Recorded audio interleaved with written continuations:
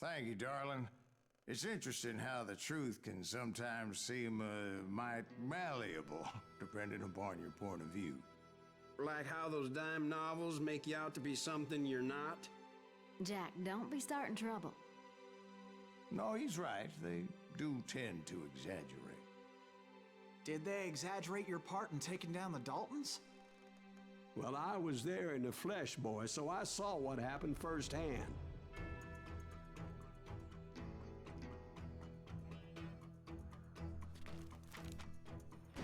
Those Daltons were lawmen once, before they all went bad, robbing banks and trains clear across the territory.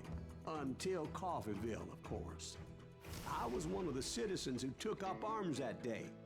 Fighting on the side of right? I did my best, sir. We all did.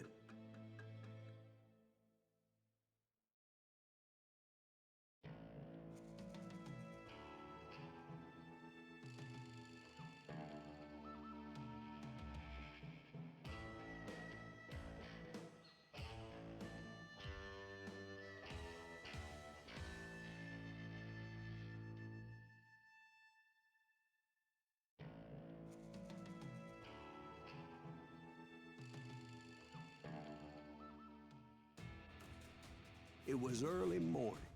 One of my friends was a local gunsmith, and he handed out firearms to anybody who'd take one.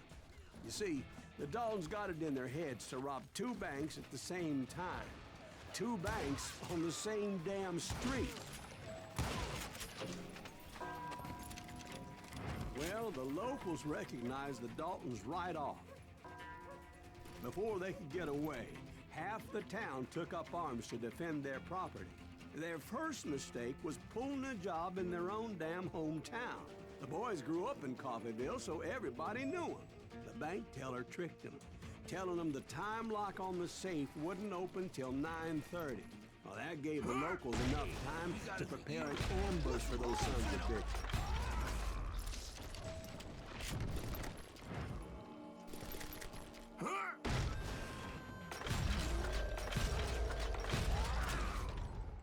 The brothers paid dearly for their stupidity, but everybody knows they had it coming. There's more to it than that.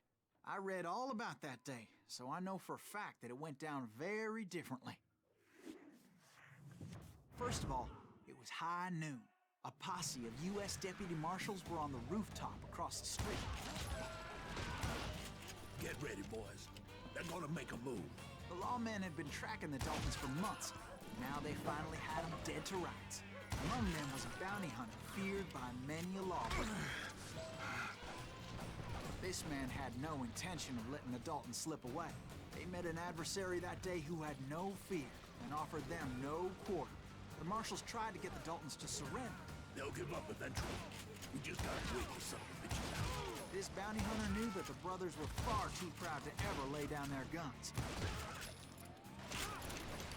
He went in there alone to confront those criminals. One of the marshals shouted, "Where are you going? Are you crazy?" Hey, where do you think you're going, dumbass? That rifle's mine. But he paid him no mind. He saw a way to get around to the back of the bank. Then he figured out how to hit the Daltons from a direction they weren't expecting.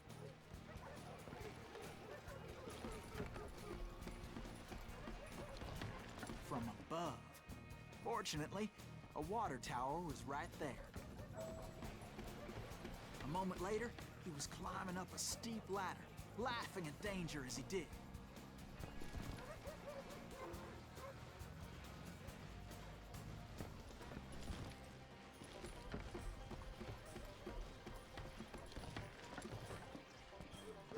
It was brave men like him who risked their lives to tame this wild country.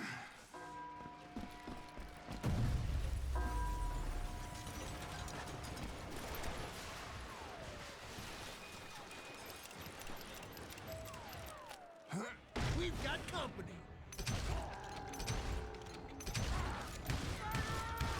Heroic men like him, who did what other men couldn't or wouldn't to make this country free. Like Jim Booth and Davy Crockett, who died defending the Alamo. Is that Silas Greaves? Son of a bitch!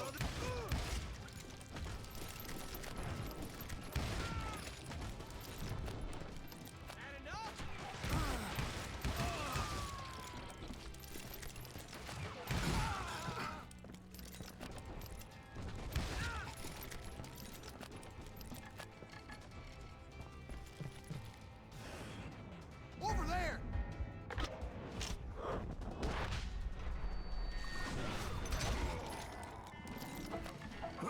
That's Silas Greaves. What the hell? Blam!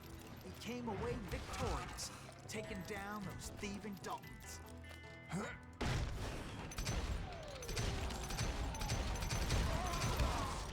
His name was Silas Greaves, and when the dust finally settled, he was the last man standing. Sorry, kid, but that just wasn't the way it happened.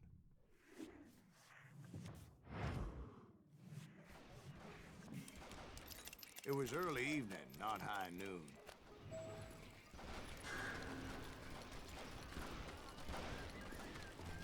I was late to the party, and Coffeyville was already up in arms. The Daltons blew up a safe, and were all set to hightail it out of there. Those pathetic deputies surrounding the bank were dropping like flies.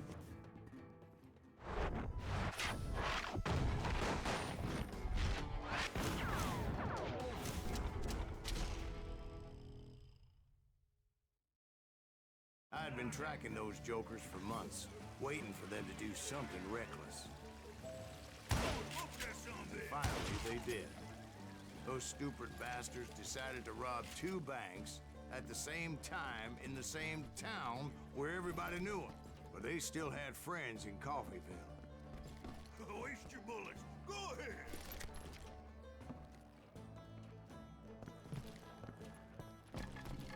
Ain't bothered me none.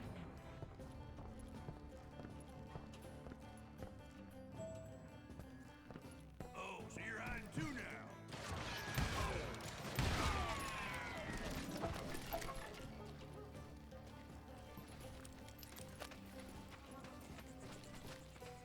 Hey, you got a hero. Put some holes in 'em. Those friends came after me like a pack of wild dogs, tooth and nail. They were coming at me from all directions. Wanna see me do it again?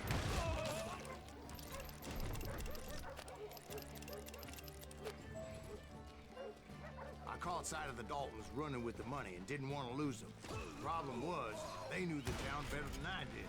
And to top it all, I found myself in the middle of another shootout entirely. Did the Daltons hole up in somebody's house? No, it was the Smiths, I believe. They were cousins of the Daltons, and they were shooting at the Browns, who were shooting at the Daltons. Which wasn't any surprise, because those two families have been feuding forever. And since the Joneses are related to the Browns, they shot at the Smiths, pissing off the Heimhoffers, whose daughter recently married a Smith. Well, bullets were flying every which way as all the old feuds in Kansas caught fire all at once. There was a hell of a lot of pissed off people in Coffeyville that day. But that's just the way life is sometimes. Shit happens.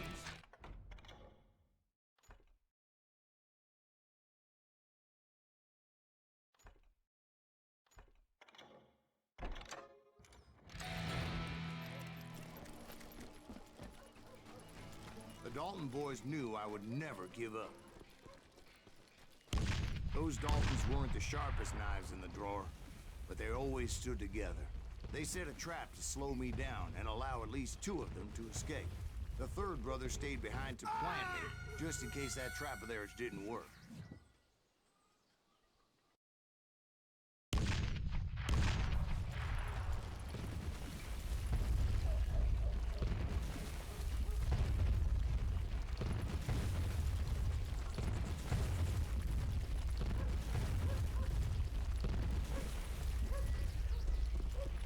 It was Emmett, the youngest, and he decided to stand his ground and face me down. I ain't afraid of you, Silas Greaves. This is where it ends for you. He was determined to protect his brothers. And I understood how he felt. Taking me on all by his lonesome wasn't exactly a recipe for a long life. tear you apart!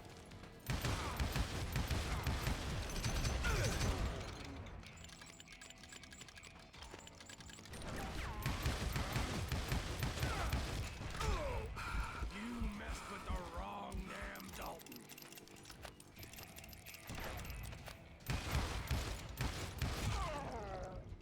But Emmett Dalton survived the robbery in Coffeyville. He's the only Dalton who did. They say he was shot 23 times. Well, Dwight, who do you think put all those damn holes in him?